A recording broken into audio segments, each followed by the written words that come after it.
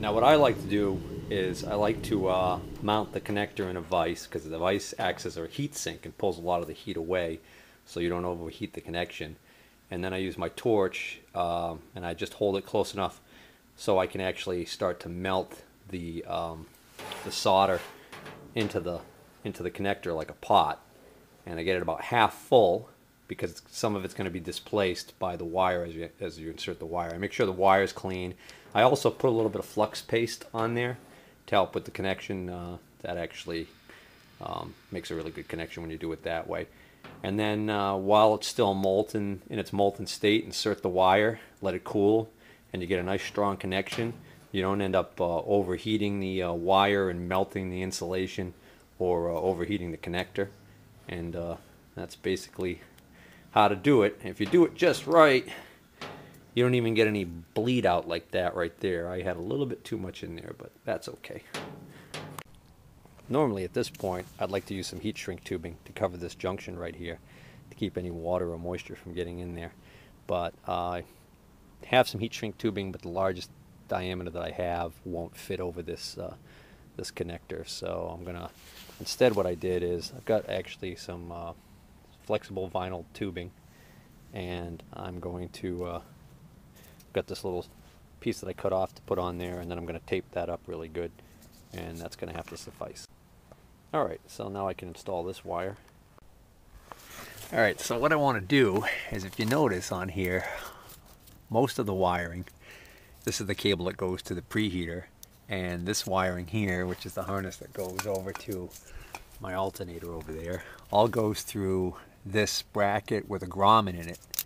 And then it comes over here and it goes through another bracket that's missing the grommet. And they've got electrical tape around this, but that's all that's really protecting it.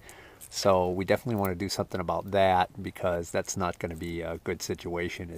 This continues to rub as the tractor's being used, and if it cuts through that outer insulation there, we're going to have a short, and that's just going to give us problems. So also they ran this wiring for the auxiliary fuel pump that was added later, and they just kind of ran that on the outside here. They didn't even bother going through the grommet there. They've got some fresh wire ties here, but we can do better than that. So we're going to cut these ties, reroute this wire through, and we'll also do something about protecting the cables as they go through that second bracket there. Okay, the wire for the fuel pump, this one's just sitting here loose. This one was attached to a bolt that went through there, and they were using that as the ground on the frame, and it wasn't even the right size, so they just cut the eyelet to get it to fit around the bolt. So I'm going to pull that through so we can fix that situation down there. But I just wanted to show you, take a look at what I found over here. Upon closer inspection in this area here, you'll see there's a grommet, a nice feed through hole with a grommet in it right here. There's another one right up here, further up, and they didn't bother using either of those. So we're going to do this right. I'm going to have all this wiring that comes up here to this dashboard travel through these protected channels right here, so we don't have all this messy wiring, sloppy wiring hanging out. Disconnected the wiring so I could get it back through, and you can see this is the area that was going through that middle bracket, and the tape, which is brittle from age, is just all completely rubbed off this area. But the wires look pretty good, so I don't have to address any issues with that. But I am going to want to definitely protect this, so I'll start by retaping this up with fresh tape, and then we'll see if we can't get a polyvinyl sleeve or something out of some tubing and use that to protect this thing. I can't even, it's so brittle I can't even unwrap that tape. It's been on there for quite a while, evidently. Okay, I got just about all the tape off in this section, and you'll notice this is that purple, where is it, the blue wire here. This is the one that kind of was hanging around and was cut short, so we really don't want to use that one again. So I'm going to take that completely out of the wiring harness, so we'll discard that for now.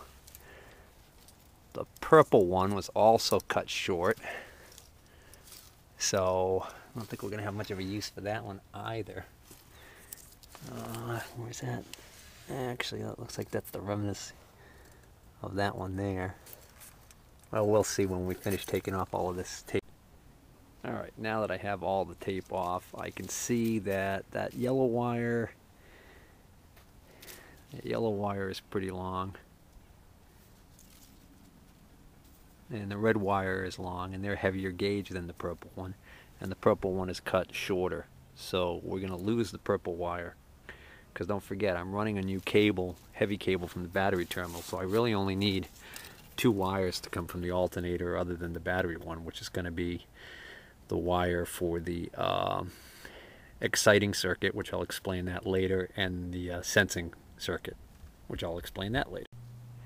Well, it occurred to me after I went through all the trouble of taking this tape off that these wires are actually going to be too short anyways, because they were barely reaching up to the dash on the you know, in the strange way that they were going up there, not properly routed.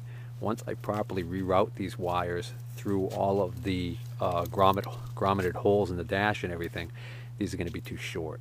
So that was just a waste of time. I am going to replace them. So I've got some cables.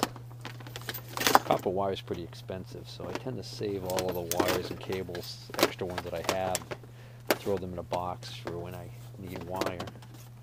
I've got this cable. This is actually for a pump, but I can cut that end off. And this has got basically 4 conductors and a sheathing. Got the neutral, high and low speed, and the ground for a pump motor. But the point is, I can get away with using these. The gauge on these wires is a little bit lighter, I think. No, actually, it looks like it's going to be the same. These are rated for 15 amp AC circuit at 120 volts. But they should be fine for my purposes here, because I'm only using these wires for the exciter circuit on the alternator and the sensing circuit. So those don't need to be the heavy gauge current carrying wires like the battery terminal one does. Now I could strip off this sheathing and get 2 conductors out of these 4 out of here to use in my project, but I think a better idea would be to just keep it all together and use this sheathing to protect it instead of having to use all that tape. So what I can do is I can just leave the 2 conductors I'm not going to end up using disconnected and just use the 2 that I want to use.